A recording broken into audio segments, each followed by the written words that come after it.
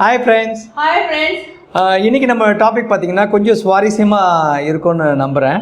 ஏன்னா இந்த credit card, housing loan, personal loan, இன்னும் அதர் நான் செக்டார் பேங்க் லோனு, அது மாதிரி இந்த லோனை கொடுத்துட்டு அதுக்கப்புறமே நம்மக்கிட்ட அந்த கடன் நம்மளால் திருப்பி கொடுக்க முடியாத ஒரு சூழ்நிலை வரும்போது அவங்களோட டார்ச்சர் நம்மளால் தாங்கவே முடியாது. அந்தளவுக்கு அவங்க டார்ச்சர் கொடுப்பாங்க.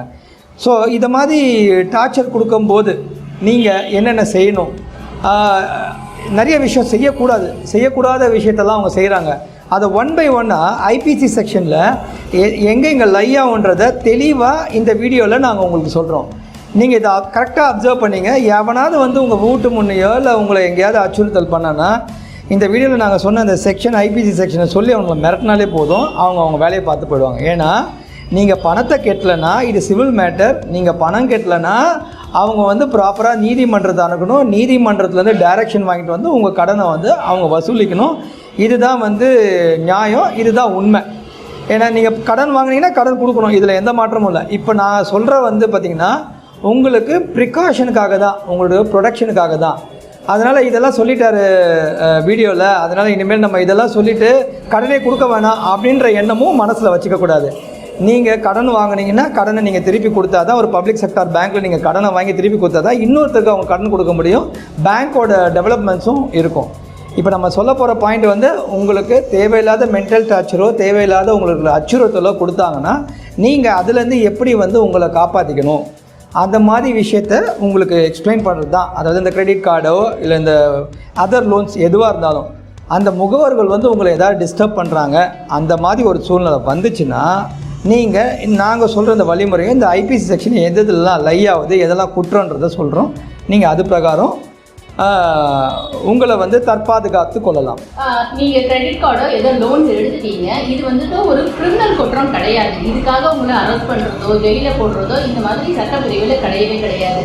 ஸோ இதுக்காக உங்களை அரெஸ்ட் பண்ணிடுவாங்கன்ற மாதிரி நீங்கள் போலீஸ்லேருந்து கால் பண்ணுறாங்க, இல்லை சிசிபிலேருந்து கால் பண்ணுறாங்க, இல்லை அட்வொகேட்ஸ் கால் பண்ணி உங்கள் வீட்டுக்கிட்ட த்ரெட்டன் பண்ணுறாங்க. இந்த மாதிரி ப்ரொவிஷன்ஸ் கிடையாது. இது ஒரு சிவில் குற்றம் தான். கோர்ட்டு மூலிமா மட்டும்தான் உங்களுக்கு ஆர்டர்ஸ் வாங்கி இதுக்கான ப்ரொசீஜர் பேமெண்ட்ஸை அவங்க கலெக்ட் பண்ணிக்க முடியும். ஆமாம். இப்போ பார்த்தீங்கன்னா கண்டிப்பாக நீங்கள் நிறைய கால்ஸ் நீங்கள் எடுத்திருப்பீங்க. இந்த மாதிரி அட்வொகேட் பேசுகிறோம், இந்த ஸ்டேஷனில் நீங்கள் இம்மீடியட்டாக பணத்தை கட்டணும், இந்த மாதிரி நான் சிசிபிலேருந்து பேசுகிறேன், நீங்கள் உடனே இந்த பணத்தை கட்டலைன்னா உங்களை உடனே இம்மீடியட்டாக அரெஸ்ட் பண்ணுவோம், இந்த மாதிரி போலீஸ் பேசுகிறேன். இந்த மாதிரி எந்த கேட்டகரியில் உங்களுக்கு ஒரு கால் வந்தாலும், அதாவது இந்த கடன் வசூலிக்கிற சம்மந்தமாக இது எந்த கேட்டகரியில் வந்தாலும் அது பார்த்திங்கன்னா பொய்யான கால்ஸாக தான் இருக்கும். நீங்கள் பக்கத்தில் இருக்கிற போலீஸ் ஸ்டேஷனில் போய் இது ரிலேட்டடாக கம்ப்ளைண்ட் கொடுக்கலாம்.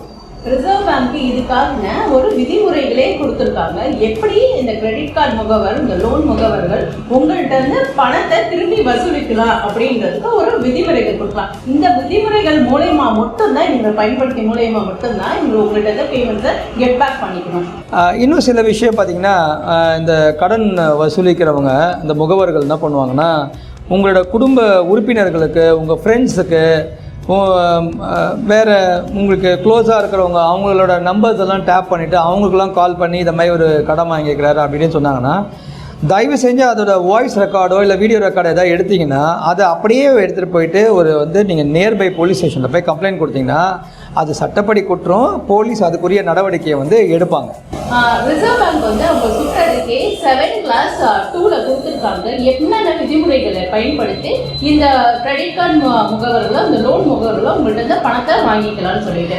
ஆமாம். இப்போ பார்த்தீங்கன்னா ஐபிசி செக்ஷன் 1 by 1 அவங்க பண்ணுற தப்பு கண்டிப்பாக இப்போ நான் பேசுகிற விஷயத்த பார்க்குற இந்த வீடியோ பார்க்குற யாராவது ஒருத்தர் ஏதாவது ஒரு இடத்துல நம்ம ஃபேஸ் பண்ணியிருப்போம். இன்கேஸ் இன் ஃப்யூச்சரில் உங்கள் ஃப்ரெண்ட்ஸோ உங்கள் யாரோ ஃபேஸ் பண்ணாங்கன்னா இந்த செக்ஷன் பிரகாரம் அவங்க மேலே பார்த்திங்கன்னா நீங்கள் போலீஸில் போய் கம்ப்ளைண்ட் கொடுக்க முடியும்.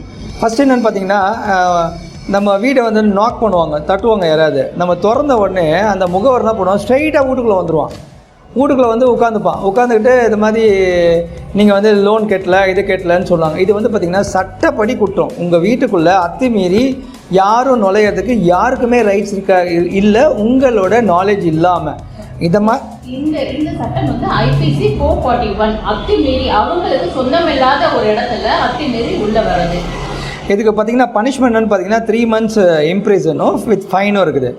இதே கேட்டகரி பார்த்தீங்கன்னா ஒருத்தர் அத்துமீறி உள்ள வந்துட்டார், அந்த முகவர் வந்து உள்ளே வந்துட்டார், உள்ளே வந்து உங்களை வந்து கெட்ட வார்த்தை போட்டு பேசுறது, உங்களை வந்து அடிக்கிற மாதிரி வர்றது, இல்லை அடிக்கிறது, இந்த மாதிரி ஒரு சூழ்நிலை வந்தாலும் பார்த்திங்கன்னா இதுவும் வந்து பார்த்திங்கன்னா குற்றம். ஐபிசி பிரகாரம் இது வந்து குற்றம்.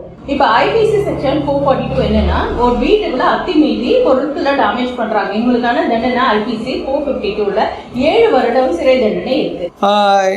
இப்போ பார்த்தீங்கன்னா ஒரு வசூல் பண்ணுற முகவர், கடன் வசூல் பண்ணுற முகவர் வந்து உங்கள் வீட்டாண்ட வந்து உங்களை அசிங்கப்படுத்துறது, எழுத்த வீட்டில் பக்கத்து வீட்டில்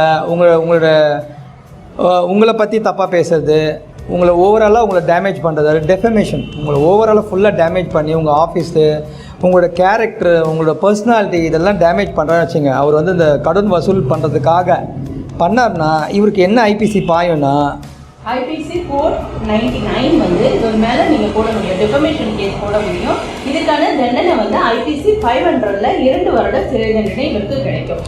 ஓகே. இப்போ பார்த்தீங்கன்னா இப்போ இந்த கேட்டகரி நீங்கள் ஃபேஸ் பண்ணியிருப்பீங்க. ஃபோனில் கண்டினியூவாக ஃபோன் பண்ணி உங்களை வந்து மிரட்டுறது, நீ கடனை கட்டினா வாட்ஸ்அப்புக்கு மெசேஜ் அனுப்புறது, மெயிலுக்கு அனுப்புறது, இல்லைன்னா உங்களுக்கு லெட்ரு வரும், இந்த மாதிரி இந்த டேட்குள்ளே நீங்கள் பணம் கட்டலைன்னா உங்களை வந்து போலீஸ் அரெஸ்ட் பண்ணும் அப்படின்னு சொல்லி லெட்ரு வரும். இந்த மாதிரி நிறைய அச்சுறுத்தல் வந்து நம்மளை பண்ணுவாங்க. கரெக்டாக சொன்னால் த்ரெட்டன் பண்ணுவாங்க. இந்த மாதிரி அச்சுறுத்தல், இந்த மாதிரி த்ரெட்டன், இந்த மாதிரி வரும்போது அவங்களுக்கு எந்த செக்ஷன் ஐபிசி வரும்? இந்த மாதிரி உங்களுக்கு த்ரெட்டன்ஸ் இமெயில் மூலமா, வாட்ஸ்அப் மூலமாவோ உங்களுக்கு அப்படியே அச்சுறுத்தி உங்களுக்கு கார்னர் பண்ணிக்கிட்டே இருந்தாங்கன்னா இவங்களுக்கு ஐபிசி 503 வரும். இவங்களுக்கான தண்டனை ஐபிசி 506ல 2 வருடம் சிறை தண்டனை கிடைக்கும். ஆமாம். இது பார்த்தீங்கன்னா இது மாதிரி பண்ணுறாங்கன்னா இவங்க அரெஸ்ட் ஆகிறாங்கன்னா பார்த்தீங்கன்னா அவங்க பெயில் கூட கிடைக்காது, நான் பெயிலபிளில் தான் அவங்க அரெஸ்ட் ஆவாங்க. இப்போ பெண்களை அவமானப்படுத்துகிற வகையில் பேசுறது, அவங்களோட கேரக்டரை வந்துட்டு அசிங்கமாக பேசுறது, அப்புறம் அவங்க தொடர மாதிரி அச்சுறுத்துறது, இல்லை அவங்க பாடி பார்ட்ஸை பற்றிட்டு அசிங்கமாக பேசுறது, அவங்கள வந்து காலிங்ல சிக்னல் கொடுக்கறது, இந்த மாதிரி எந்த கேட்டகரியில் ஒரு லேடியை அவமானப்படுத்தணும்னு நினைச்சாங்கனாவே இவங்களுக்கு ஐபிசி செக்ஷன் 509ல இவங்களுக்கான தண்டனை இருக்குது. அதாவது பார்த்திங்கன்னா லேடிஸை வந்து அவங்க வந்து பார்த்திங்கன்னா அவங்களோட டோட்டலாக அவங்கள டேமேஜ் பண்ணுற மாதிரி எந்த மாதிரி கேட்டகரியில், இப்போ நாங்கள் சொன்ன கேட்டகரி இல்லாமல் வேறு எந்த கேட்டகரியில் ஒரு கடன் வசூல் பண்ணுற முகவர் வந்து பேசினாலோ, இல்லை வந்து அவர் செய்கையில் காட்டினாலோ, இல்லை வந்து அவர் வந்து ஜாடமாடையாக பேசினாலோ, எந்த கேட்டகரியில் இருந்தாலும் இவருக்கு வந்து ஐபிசி 509 வந்து அவர் மேலே பாயும். அதுக்குரிய தக்க நடவடிக்கை போலீஸும் எடுப்பாங்க. இவருக்கு 3 வருஷம் சிறை தண்டனை கிடைக்கணும். அது இல்லாமல் இவருக்கு ஃபைனும் வரும். ஆமாம்.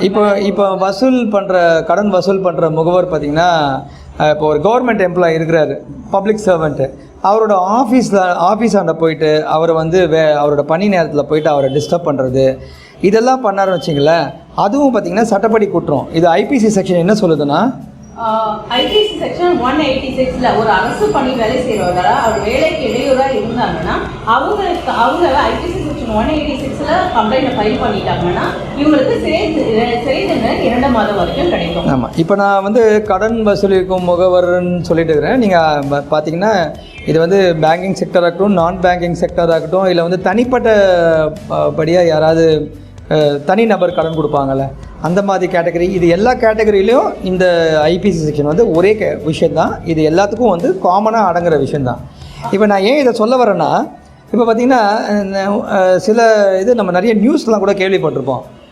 ஆளை வந்து கடன் கொடுக்கலன்னு சொல்லிட்டு வீட்டில் வந்து சிறை வைக்கிறது, பூட்டி வைக்கிறது, ஆளை வந்து அப்ஸ்கான் பண்ணுறது, தூக்கிட்டு போகிறது, வேறு எங்கேயா தூக்கிட்டு போய் வைக்கிறது, இந்த மாதிரி ஒரு சூழ்நிலை பண்ணுறாங்க. இது வந்து பியூராக வந்து கிரிமினல் குற்றம். இதில் வந்து அவங்க மேலே ஐபிசி வந்து பாயும். ஐபிசி 339 வந்து ராங்ஃபுல் ரெஸ்ட்ரிக்ஷன், ஒருத்தர் வந்து வீட்டுக்குள்ள பூட்டி வச்சுக்கிறது. 340ல என்ன சொல்லுதுன்னா 3 நாளுக்கு மேலே ஒருத்தர் சிறை பிடிச்சி வச்சுக்கிறது. இவங்களுக்கான தண்டனை வந்து 2 மாதம் சிறை தண்டனை கிடைக்கும் உங்களுக்கு. ஆமாம். ஐபிசி 362லையும் இது வந்து வரும். இது கிட்னாப்பில் வரும். நீங்கள் ஒன்ஸ் உங்களை தூக்கிட்டாங்கனாலே பார்த்தீங்கன்னா அது வந்து கிட்னாப் தான்.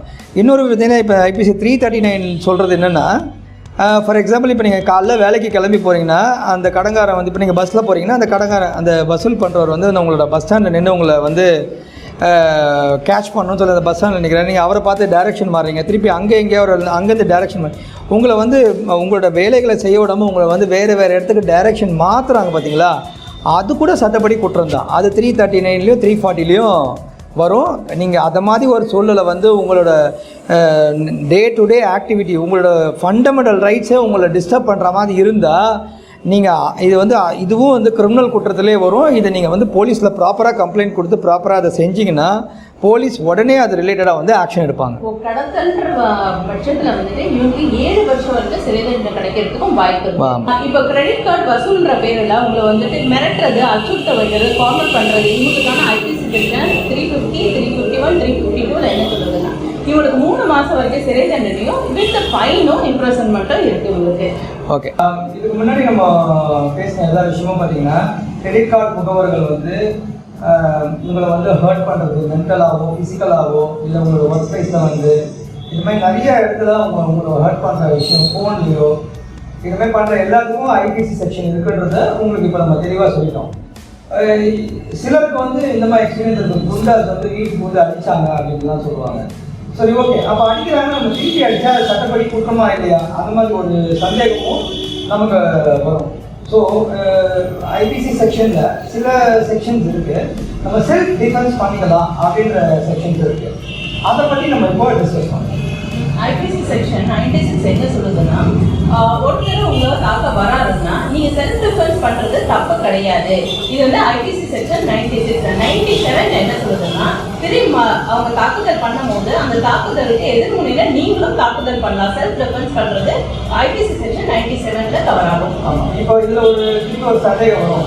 இப்போ நம்ம செல்ஃப் டிஃபென்ஸ் பண்ணும்போது அந்த நம்ம உங்களை ஒருத்தர் தாக்க வராது, அந்த முகவரனே வச்சுப்போம், தாக்க வரனா அவர் நம்ம செல்ஃப் டிஃபென்ஸ் பண்ணும்போது அவருக்கு ஏதாவது அடிபட்டுச்சுன்னா அதில் ஏதாவது நமக்கு பிரச்சனை வருமா அப்படின்னு நம்ம பார்த்தோம்னா, டெத் இல்லாமல் நார்மலாக ஏதாவது செல்ஃப் டிஃபென்ஸ் அடிபட்டுனா செக்ஷன் 101 வந்து அது வந்து செல்ஃப் டிஃபென்ஸ்ன்ற கான்செப்ட்ல அதை எடுத்துப்பாங்க. செக்ஷன் 99 கிளாஸ் 3 என்ன சொல்லுதுன்னா, ஒருத்தர் வந்து அந்த மாதிரி முகவர்கள் உங்கள்கிட்ட வந்து கேட்க தான் வராங்க, அந்த டைம்ல போய் நீங்க செல்ஃப் டிஃபென்ஸ்ன்ற பேர்ல அவரை வந்து அடிக்கிறது இல்லை நீங்க காயப்படுத்தினீங்கன்னா இது வந்து செல்ஃப் டிஃபென்ஸ்ல வராதுன்னு சொல்லுங்க. ரொம்ப ஈஸியா சொன்னா, இப்பதான் உங்களுக்கு செல்ஃப் டிஃபென்ஸ் பண்ணலாம்னு சொல்லிட்டு மேல 2-3 செக்ஷன் சொன்னேன். அந்த செக்ஷன் பிரகாரம் நான் வந்தா அவன் அடிக்க வந்தா நான் அடிச்சுட்டேன், அந்த மாதிரி ஏதாவது இருந்து உங்க மேல அந்த தப்பா இருந்துச்சுன்னா இந்த 99(3) வந்து உங்களுக்கு ஐபிசி வந்து உங்க மேல பாக்குது. ஸோ அது ரொம்ப சிம்பிள். அவர் கத்தியை சொன்னா நீங்க போடவே இருக்கக்கூடாது.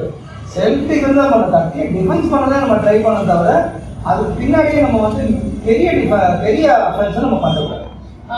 இப்ப கிரெடிட் கார்டு வசூல் பண்றவங்க இவங்கள்ட்ட இருந்து சட்ட ரீதியா பாதுகாக்கிறது, இவங்க மிரட்டல்ல இருந்து நீங்க எப்படி வெளியில வர்றது, இதை பத்தி பார்க்கலாம். இப்போ கிரெடிட் கார்டு இவங்க வந்து வசூல் பண்றதுக்கு உங்களை டார்ச்சர் பண்ணிக்கிட்டே இருக்காங்க, இவங்க மிரட்டுறாங்க, ஃபோன் பண்ணி உங்களை ரிப்பீட்டட் கால்ஸ் பண்ணி ஹராஸ்மெண்ட் கொடுக்குறாங்க, இல்ல வீட்டுக்குள்ள வந்து நின்று அசிங்கமா பேசுறது, இந்த மாதிரி இருந்துச்சுன்னா ஃபர்ஸ்ட் நீங்க என்ன பண்ணுங்க, முதல்ல போலீஸ் ஸ்டேஷன் போய் உங்களுக்கு கம்ப்ளைண்ட்டை பதிவு பண்ணுங்க. கம்ப்ளைண்ட் யார் மேல பதிவு பண்ணணும்னா, இந்த கிரெடிட் கார்டு முகவர் உங்க வீட்டுக்கு வராங்க இவங்க மேலேயும், இந்த பேங்க் எந்த பேங்க் உங்களை வந்து உங்கள்கிட்ட அப்ரோச் பண்ணணும்னு சொல்லிட்டு இந்த பேங்க் மேலேயும் நீங்க பதிவு பண்ணணும். பதிவு பண்ணி முடிச்சோடனே பார்த்தீங்கன்னா மறக்காம வந்து நீங்க வந்து சிஎஸ்ஆர் காப்பி வாங்கணும். சிஎஸ்ஆர் காப்பி வாங்கிட்டு நீங்க வெயிட் பண்ணணும். எஃப்ஐஆர் போடுறாங்களா அந்த பேங்க் மேலேயும் அந்த முகவர் மேலேயும் எஃப்ஐஆர் போடுறாங்களான்னு பார்க்கணும். இன்கேஸ் வந்து அவங்க எஃப்ஐஆர் போடல அப்படின்னா நீங்கள் அவங்களோட உயர் அதிகாரிகள் எஸ்பி ஆஃபீஸில் இல்லை அசிஸ்டன்ட் கமிஷனர் ஆஃபீஸில் போயிட்டு இந்த மேட்டரை வந்து எக்ஸ்பிளைன் பண்ணி எஃப்ஐஆர் போட சொல்லணும். இன்கேஸ் அப்பவும் அவங்க பண்ணலைன்னா நீங்கள் வந்து நீதிமன்றத்தை வந்து அணுகலாம். நீதிமன்றம் அன்றைக்கி செக்ஷன் 200ல நீங்கள் வந்து நீதிமன்ற டைரக்ஷன்ஸ் வாங்கிட்டு இந்த கேஸை ஃபைல் பண்ண சொல்லி நீங்கள் டைரக்ஷன்ஸ் நீதிமன்றத்தை டைரக்ஷன் வாங்க முடியும். இப்போ ஒரு பப்ளிக் சர்வெண்ட்டை வந்துட்டு கவர்மெண்ட் எம்ப்ளாயிஸை வந்துட்டு இந்த மாதிரி கிரெடிட் கார்டு முகவருக்கு மிரட்டினா அவங்களுக்கு இமீடியட்டாக போலீஸ்க்கு அப்ரோச் பண்ணாவே இவங்க மேலே கம்ப்ளைண்ட்ஸ் ஃபைல் ஆகிடும். இதை தவிர ஒரு முகவர் வந்து லோன் வசூலிக்கிறவங்க யாராக வேணால் இருக்கலாம். அது கிரெடிட் கார்டாக இருக்கலாம், ஏர் பர்சனல் லோனாக இருக்கலாம், பிஸ்னஸ் லோன். இவங்க வந்து உங்கள்கிட்ட டார்ச்சர் ப்ராடக்ட்னே உங்கள்கிட்ட இந்த பேமெண்ட்டை வசூல் பண்ணால் பி என்ஷோர் இங்கே எந்த காரணத்தினாலும் இந்த ஹராஸ்மெண்ட் மூலமாக உங்கள்கிட்ட பணம் வாங்க முடியாது. அவங்களுக்கு நீங்கள் வந்து ஸ்ட்ராங்காக நின்று புரிய வச்சுட்டீங்கன்னா அவங்க திருப்பி இந்த ப்ராசஸ் வேற ஒருத்தர்கிட்ட நடவே மாட்டாங்க. கண்டிப்பாக. இன்னொரு விஷயம் பார்த்தீங்கன்னா இதில் வந்து பார்த்தீங்கன்னா நாங்கள் வந்து கிரெடிட் கார்டு இந்த பேங்க்கோட முகவர் இந்த லோனோட ப்ராசஸ் ஆள் நீங்கள் வந்து இதில் கையெழுத்து போடணும் அதில் கையெழுத்து போடணும் அப்படின்னு சொல்லிட்டு அவங்க ஏதாவது பேப்பரை காட்டி உங்ககிட்ட கையெழுத்து கேட்டாங்கன்னா எந்த காரணத்தை கொண்டு எந்த ஆவணத்தையும் நீங்கள் வந்து கையெழுத்து போடக்கூடாது. கடன் வசூலிக்கிறவங்க உங்க உயிருக்கோ உடைமைக்கோ அச்சுறுத்த வகையில் எந்த மாதிரி டிஸ்டர்பன்ஸ் கொடுத்ததுனாலும் இவங்க மேல நீங்க செல்ஃப் டிஃபென்ஸ் பண்றது தப்பு இல்லைன்னு ஐபிசி செக்ஷன். இப்போ அவங்க வந்து உங்களை வந்து அச்சுறுத்தல் பண்ணிட்டு பண்ணும்போது உங்களோட செல்ஃப் டிஃபென்ஸுக்கு உங்களுக்கு வந்து நிறைய வாய்ப்பு இருக்குது. உங்கள் மேலே அவங்க ஏதாவது தாக்குதல் நடத்துனா நீங்கள் எதிர் தாக்குதல் நடத்துனா 96, 97 வந்து உங்களுக்கு வந்து அது வந்து சப்போர்ட் பண்ணும். 101 வந்து பார்த்தீங்கன்னா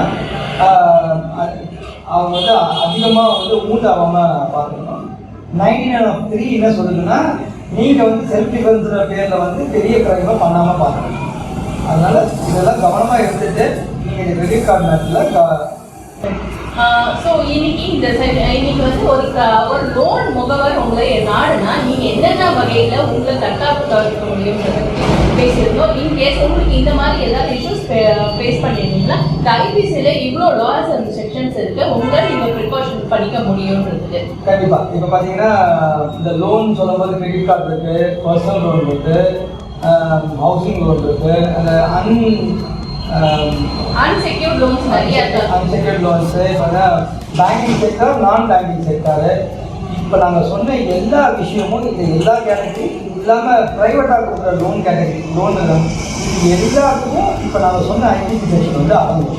இதை நீங்கள் கரெக்டாக இந்த வீடியோ நீங்கள் வந்து வாட்ச் பண்ணி நீங்கள் இதை கரெக்டாக இதை அப்சர்வ் பண்ணிங்கன்னா உங்களை யாராவது டார்ச்சர் பண்ண வராங்க, இந்த லோன் சம்மந்தமாக வராங்கன்னா நீங்கள் உங்களை பாதுகாத்து போகிறதுக்கு இது நல்ல ஒரு வழிமுறையாக இருக்கும். உங்களுக்கு இது ஒரு அவேர்னஸாகவும் இருக்கும்னு தான் இந்த வீடியோவோட மேஜர் கான்செப்ட். உங்களுக்கு இந்த வீடியோ பிடிச்சிருந்தா மறக்காம லைக் பண்ணி சப்ஸ்கிரைப் பண்ணுங்க. இந்த வீடியோ சம்மந்தமாகவோ இல்லை இது சம்மந்தமாக ஏதாவது உங்களுக்கு சந்தேகங்கள் ஏதாவது இருக்குன்னா இந்த வீடியோவில் எங்களோட ஃபோன் நம்பர் வந்து ரிஃப்ளெக்ட் ஆகுது. அந்த நம்பருக்கு கால் பண்ணிங்கன்னா உங்களுக்கு இலவச சட்ட ஆலோசனை கண்டிப்பாக வழங்குறதுக்கு நாங்கள் கால் பண்ணுவோம். நன்றி மேடம்.